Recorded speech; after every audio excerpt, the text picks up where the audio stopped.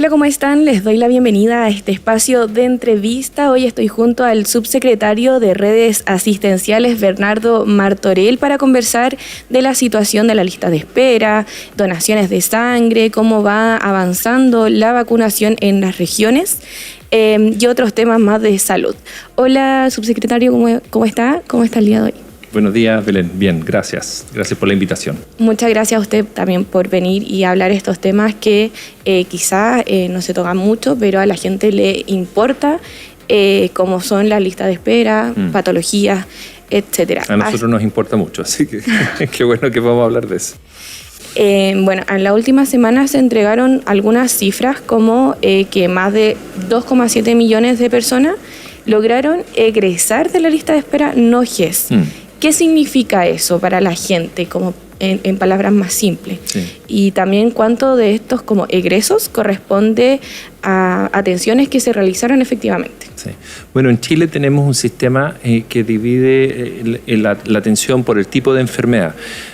Tenemos el sistema GES, que son las garantías explícitas en salud, que tienen cada enfermedad muy establecidos los tiempos que tiene que esperar para cada etapa del proceso de atención. Las enfermedades en el GES son 90, llegamos a esa cifra a fines del año pasado, 90 enfermedades en el GES, que es un gran logro también del país, y es un sistema que funciona cumpliendo en un 98% de esas garantías de oportunidad. Entonces ese es un carril grande que genera más de 5 millones de garantías al año. Después el otro gran carril, antes de ir a las listas de espera, el otro gran carril son las urgencias. Las personas que tienen una necesidad de urgencia ingresan habitualmente por el servicio de urgencia o derivado desde el establecimiento de atención primaria al servicio de urgencia, y ahí se atiende en las urgencias de los hospitales públicos esa también gran cantidad de personas que tienen una cierta necesidad de atención. Y después tenemos lo que llamamos las listas de espera, que es la entrada habitual que se da derivado desde la atención primaria al especialista de la atención del hospital. Y en el hospital, una vez que ya lo ve el especialista, cuando indica una cirugía. Y medimos nosotros hace más de 10 años el tiempo en que se demora la persona en ser atendida desde que es derivada de la atención primaria hacia el especialista y luego desde el especialista hacia la cirugía. Y esos tiempos los medimos cada 4 meses, hacemos un informe, lo entregamos al Congreso para ser muy transparente, con mucho detalle, pero hay un indicador que es el más importante a nuestro parecer, más allá de la cantidad de personas, si son 2,7 millones o 2,5 millones de personas que están en la lista, es cuánto tiempo se demora en atender cada persona. Y ese tiempo hemos visto una reducción que si bien no nos deja del todo satisfechos, es una reducción importante en el último año, llegando a una cifra de 226 días de espera para la mayoría de las personas cuando son derivados desde la atención primaria hacia el nivel secundario, y 250 días para la cirugía. Entonces esos tiempos hoy día todavía, como digo, no nos satisfacen del todo, pero hemos logrado, digamos, la mejor cifra en esa materia desde la historia, con una tendencia a seguir disminuyendo. Y entonces es una buena noticia, si bien, como digo, no es totalmente satisfactorio para nosotros, porque para nosotros cada persona que espera en realidad es un caso que podría estarse complicando en la medida que sigue esperando. Ahora, ¿cuántas de esas personas fueron atendidas para salir de la lista de espera? Más del 80% fueron efectivamente atendidas. Nosotros medimos medimos muchas cosas. Una de las cosas que medimos también es cuántas de esas personas están siendo atendidas y cuántas personas están siendo egresadas de la lista de espera, porque cuando los contactamos nos dijeron que ya no necesitan la atención porque se atendieron en el sector privado o con un médico particular, o porque ya no tienen la enfermedad o de alguna forma se dejó de tener el problema de salud, etcétera. Entonces todas esas distintas razones, menos del 20%, pero el grueso entonces de las atenciones son los que sí son atendidos. Importante decir que son 2,7 millones de personas egresadas de la lista de espera, pero la lista de espera en realidad es dinámica, claro. Es decir, hay otras personas que ingresaron durante el año a la lista de espera. Entonces el total bajó levemente, pero como digo, más que la cantidad de personas en la lista, es el tiempo. ¿Qué afecta en los tiempos? Por ejemplo, para la lista de espera, ¿qué hace que vaya avanzando esta lista una persona que sale en el fondo y a una que todavía se mantiene? Porque quizás se redujeron en algunos casos personas que obtuvieron esta atención, operación, etcétera, pero también hay gente que aún está dentro de la lista de espera. ¿Y cuál es como la diferencia? Porque unos egresan y otros aún se mantienen en la lista de espera. Sí. Bueno, las personas que son atendidas, una vez que se reciben la atención, los egresamos de la lista de espera. Eso no quiere decir que dejaron de ser atendidos, es decir, que terminaron su proceso de atención, porque una de las, por ejemplo, cuando medimos que la persona desde el consultorio llega al especialista ese tiempo y el especialista lo atiende por primera vez, pero luego el especialista habitualmente sigue atendiendo a esa misma persona, habitualmente tiene indicación de medicamentos en el hospital, seguimiento, otros exámenes, y esa parte de la atención no está incluida en la lista de espera hasta que tenga una indicación de una cirugía, cuando nuevamente lo ingresamos a la lista de espera para medir cuánto se demora ese otro tiempo. Entonces, ese es un poco como lo estamos midiendo. Importante decir que las mejoras que hemos visto, bueno, ustedes se pueden imaginar una persona que es derivada desde el consultorio hacia el hospital, y ahí muchas veces en el hospital tenemos un cuello de botella porque los especialistas a veces no están disponibles o no tienen el tiempo suficiente dedicado a resolver esos casos nuevos. Entonces nosotros hemos sido como bien majaderos en hacer un seguimiento y digamos un control de lo que están haciendo los especialistas en los hospitales para sacarle el mayor provecho posible a esas horas de especialistas que tenemos contratados. Hemos tenido que enfrentar situaciones a veces difíciles, por ejemplo, que los médicos no querían en algunos hospitales poner el dedo para marcar su ingreso y su salida del hospital, y eso es algo que hemos implementado a veces con cierto digamos, resistencia de los profesionales, pero lo hemos logrado felizmente con la colaboración de ellos en todos los hospitales del país, donde deberían estar todos marcando hoy día con la huella dactilar o algún otro sistema que permite saber que los médicos efectivamente están cumpliendo las horas contratadas que tienen con nosotros. Claro. Ahora me acordaba un poco de una medida que se implementó de poder ingresar con esta lista de espera quizá a atención privada para un poco ir avanzando en la lista de espera. ¿Ha funcionado esa medida? No me acuerdo si es muy bien así hoy. Usted me lo aclara. Sí, tenemos varias estrategias para complementar la red pública con la red privada. Una de esas estrategias es cuando, bueno, está dentro del GES, que cuando la garantía GES no se cumple, se activa a través de FONASA una atención en el sector privado que se le ofrece a la persona. Pero también en la lista de espera tenemos dos estrategias adicionales. Una que es directamente lista de espera, que está muy atrasada, que se la entregamos a FONASA para que FONASA pueda hacer gestión con las clínicas privadas. Y la otra, que también es a través de FONASA, es cuando el hospital, digamos, es para ciertas enfermedades que están en la lista de espera. El año pasado y este año tenemos, y esta es una ley nueva que se implementó desde el año pasado, que estuvimos tramitándolo durante varios años, pero finalmente se implementó el año pasado, que para las cirugías de cadera y de rodilla está la opción de que uno pueda ser llamado por FONASA estando en la lista de espera para ir a resolver esa cirugía, o la persona también tiene la opción de pagar, de copagar una cifra menor en relación al costo total de esa cirugía y resolver la necesidad a través de esa modalidad de libre elección.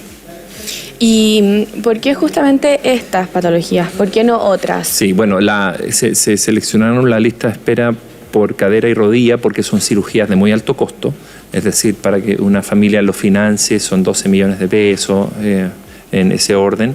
En cambio, con el copago es 1 millón, 1,5 millones de pesos que el que tiene que financiar la persona, o gratuito, completamente copago cero cuando es a través de sacar a las personas de la lista de espera en esa modalidad. Entonces, y además son enfermedades que generan mucha discapacidad. Claro. Las personas a veces no trabajan por años, generando un gasto en licencias médicas, generando un gasto, digamos, de otro tipo, también por la discapacidad y todo lo que eso significa, y por eso fueron priorizadas por el Ministerio de Salud en esta primera, digamos, esfuerzo. Y me imagino porque también tiene que tener grandes cifras de pacientes con estos problemas a la cadera o a la rodilla. Sí, y por lo también. tanto la lista es de una espera de las primeras causas estando en lista de espera. Pero son las primeras seleccionadas. Después se pueden ir agregando otras o se puede cambiar por otras enfermedades más adelante. Esto va a ir avanzando con el tiempo, me imagino, respecto a esta nueva ley. Sí, la ley lo que creó fue el mecanismo, es decir, habilitó, porque acuérdense que nosotros no podemos hacer nada que no esté habilitado por ley. El sector público como que tiene esas limitaciones. Tiene que habilitarse por ley esta posibilidad y esa posibilidad se hizo posible ahora con esa ley y se le puede ir agregando recursos, se le puede ir agregando enfermedades y eso permite que siga evolucionando esa modalidad. Y hay una modalidad más que está a punto de ser, digamos, inaugurada, que es la modalidad de cobertura complementaria. Esa es una modalidad que es completamente, digamos, libre elección siendo beneficiario de FONASA. Es decir, a las personas de FONASA esperamos prontamente puedan tener la opción de pagar un adicional y entrar entonces en un aseguramiento de todas las personas que están en esa opción complementaria que FONASA negocia a través de una licitación con aseguradoras privadas y ofrece atención a precios conocidos y a precios controlados en las clínicas privadas afiliadas al sistema. Y esa modalidad va a ser muy importante para las personas en FONASA que igual tienen recursos y que puedan financiar ese adicional mensual. Subsecretario, tomando un poco lo que estábamos hablando antes sobre la reducción de los días de consulta en la lista, ¿cómo varían estos tiempos entre regiones y cuáles son los territorios que aún están siendo un poco más rezagados? Sí.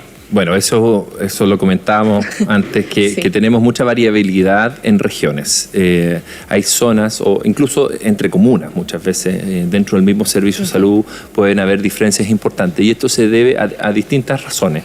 Las regiones tienen, en primer lugar, la atención primaria de salud a cargo de los municipios. Entonces, la gestión que hace el municipio, del cual nosotros como Ministerio y los servicios de salud tenemos una tutela técnica, pero la responsabilidad administrativa es del municipio, del alcalde y de su consejo.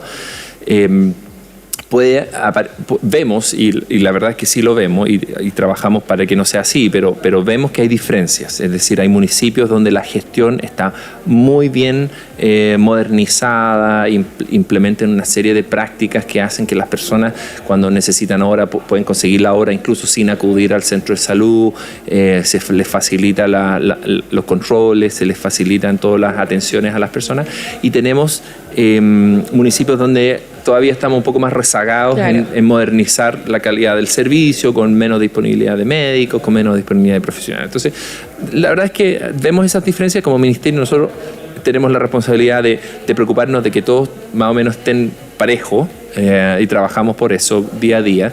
Entonces esa es la primera como capa de ver diferencias entre territorios. Yo no quiero mencionar ninguno de las comunas con más problemas, pero puedo mencionar algunas de los que vemos que son más avanzados en su gestión. Por ejemplo, Renca, que nosotros tuvimos con ellos una colaboración importante implementando digamos, la atención primaria universal, o La Pintana, que también tuvimos una colaboración importante, o eso es en la región metropolitana, o en regiones, Puerto Varas, Quellón, en el norte de Chile, Tocopilla, etcétera. En varias comunas del país donde hemos podido ir implementando innovaciones, vemos que logran una mejor calidad para la ciudadanía.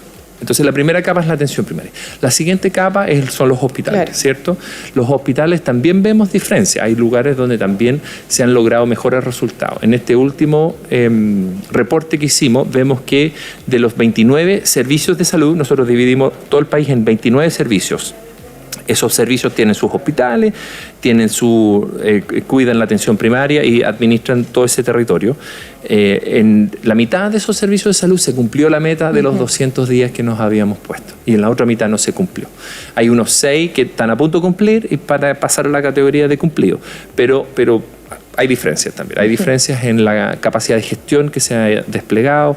También muchas veces hay servicios de salud que están más sobrecargados. Por ejemplo, el Hospital de Temuco. El Hospital de Temuco es un centro de referencia para varias otras regiones del país. Claro. Entonces, ese hospital particularmente está súper sobrecargado, entonces tiene una lista de espera larga. Ahí también se derivan, por ejemplo, a otros hospitales de otras regiones, por ejemplo. Bueno, hay hospitales que reciben muchos de otros lugares, y el ejemplo de Temuco es uno de esos. Acá en Santiago también los hospitales grandes son receptores de muchos lugares de otras regiones. Entonces también vemos que hay, digamos que tienen una carga, Claro. un peso más grande que sobrellevar, entonces se les hace un poco más difícil bajar los tiempos en esos lugares. Subsecretario, quizás esto no esté totalmente ligado con la lista de espera y patologías, pero no puedo dejar de preguntar esto. ¿Qué pasa hoy con el stock de sangre? ¿Es importante para la atención también mantener un stock de sangre en los hospitales? ¿Por qué es tan importante la donación? ¿Cómo está hoy en día como instaurado la donación? ¿Y por qué también es importante mantenerlo como activado no sé cómo explicarlo? Sí, bueno, la donación de sangre, la mayoría de nosotros la vemos cuando nos piden ir a donar por algún familiar que está enfermo, ¿cierto? Y nos piden ir a donar sangre porque la cirugía o el procedimiento que esa persona va a tener requiere muchas veces unidades de sangre que son debidamente procesadas. Hay una serie de filtros de calidad que también aseguran de que no estemos entregando, digamos, infecciones de una persona a otra a través de la donación de sangre. Ya, pero digamos, teniendo de base ese filtro de calidad, habitualmente hacemos estas campañas de donación para casos particulares. O casos mediáticos que son también al cual se apela a la ciudadanía por esta, digamos, necesidad. Pero la verdad es que lo que necesitamos lograr como país es la donación recurrente. Claro. Las personas que puedan donar sangre cada 3, 4, 5 meses o 2 veces al año, en los 51 centros de sangre que tenemos donde se puede recopilar y hacer esta entrega de donación. Entonces lo que estamos tratando de promover es pasarnos de esta donación esporádica por casos particulares a una donación recurrente, claro, altruista, de personas que donan sin saber para quién están donando, porque justamente necesitamos tener en nuestros hospitales la medicina moderna, que tiene muchos procedimientos altamente complejas, genera también una mayor necesidad de componentes de sangre. Eso es algo, los países con más nivel de desarrollo de su medicina tienen más necesidades de sangre en sus hospitales. Entonces Chile está en ese lugar, o sea, tenemos una medicina bastante moderna en nuestros hospitales y por tanto necesitamos estar a los estándares internacionales de donación.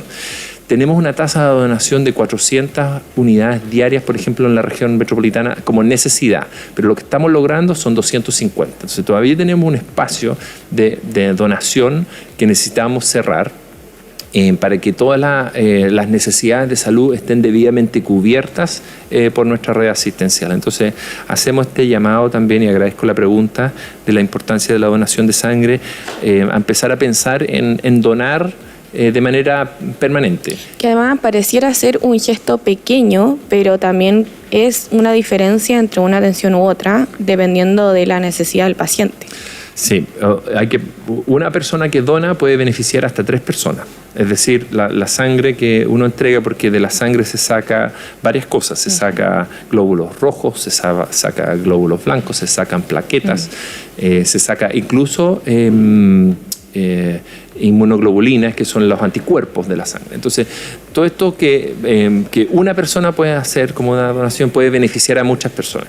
Igual me atrevo también a mencionar de que la persona que dona también puede tener beneficios para su salud. Claro.